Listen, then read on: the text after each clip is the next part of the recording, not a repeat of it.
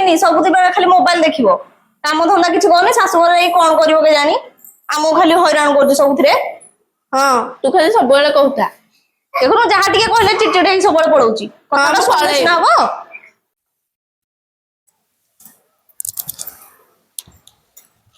ଆସୁନୁ ଟିକେ ଝିଅ ଆଜିଠୁ କାମ ଧନ୍ଦା ଟିକେ ଶିଖି ଘର ପୋଛା ପୋଛି ଟିକେ ସାହାଯ୍ୟ କର ଆସେ। ତୁ ଏଇ କାମ କରୁଥା ମୁଁ ଆଉ କାମ ଦେଖିକି ଆସେ।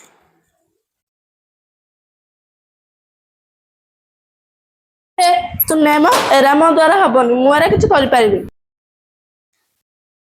ଘର ପୋଛିନି ଯାଉଛି ଆଜି ତାକୁ ଦଉଛି।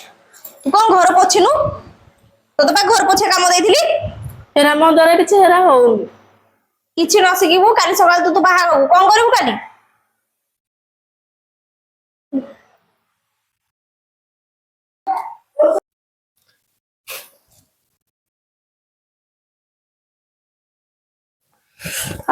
ମୋ ଅଣ୍ଟା କାଟିଲାଣି ଯଦି ସେତେବେଳେ ଏତେ କାମ କରିଥାନ୍ତି ତାହେଲେ ଏତେ ଭାବିବାକୁ ପଡିନଥାନ୍ତା। ଯାଏ ଏତିକି ଝାଡୁ କରିଥାଏ ଯାଏ ଝାଡୁ ଖାଇବା ଟାଇମ ହେଲାଣି ଖାଇବା କରିଦେବି ନହେଲେ ଫାଷ୍ଟ ଦିନରେ ଗାଳି ଶୁଣିବାକୁ ପଡିବ। ଓହୋ ଗରମ ଏତେ ଗରମରେ ମା କେଜାଣି କେମିତି ରୋଷେଇ କରୁଥିଲା ମତେ ତ ଭାରି ଗରମ ହଉଛି। ଯାହାହେଲେ ବି ଏବେ ମତେ ରୋଷେଇ କରିବାକୁ ପଡିବ ନା।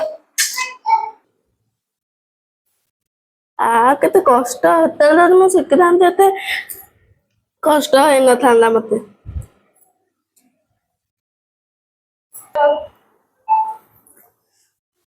କେତେ କଷ୍ଟ ମୁଁ ଯଦି ଏତେ ମାଠୁ ଶିଖିଥାନ୍ତି ଆଜି ତାହେଲେ ଏତେ କଷ୍ଟ କରିବାକୁ ପଡିନଥାନ୍ତା। ହଉ ମୁଁ ଯାଏ ମାକୁ ଫୋନ କରେ। ହ୍ୟାଲୋ ହଁ ମା ଦେଖିଲୁ ମତେ ଏଇଟା କେତେ କାମ କହୁଛନ୍ତି କରିବା ପାଇଁ ସେମାନେ ଏଇଟା ବସିକି ଖାଉଛନ୍ତି ମତେ ଖାଲି କହୁଛନ୍ତି ପୋଛ ମୁଁ ନୂଆ ବୋଉଟା ମତେ କହୁଛନ୍ତି ତୁ ପୋଛୁ। ମୁଁ ଯଦି ତୋଠୁ ଶିଖି ଯାଇଥାନ୍ତି ତାହେଲେ ମତେ ଏତେ କଷ୍ଟ କରିବାକୁ ପଡିନଥାନ୍ତା।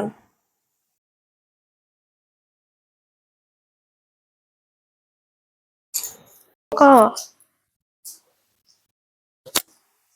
ହଁ ତତେ କାମ ବତଉଛନ୍ତି ତ କଣ ହେଲା ତୁ ନୂଆ ବୋଉଟେ ଯାଇଛୁ କାମ ଧନ୍ଦା କରିବୁନି କଣ ଖାଲି ବସିକି ଖାଇବୁ। ଏବେ ବୁଝିପାରିଲୁ ମୁଁ ଯାହା କହୁଥିଲି ସେତେବେଳେ ଯଦି ବୁଝିକି କାମ ଦାମ ଶିଖିଥାନ୍ତୁ ହେଇଥାନ୍ତା ନା ନାଇଁ।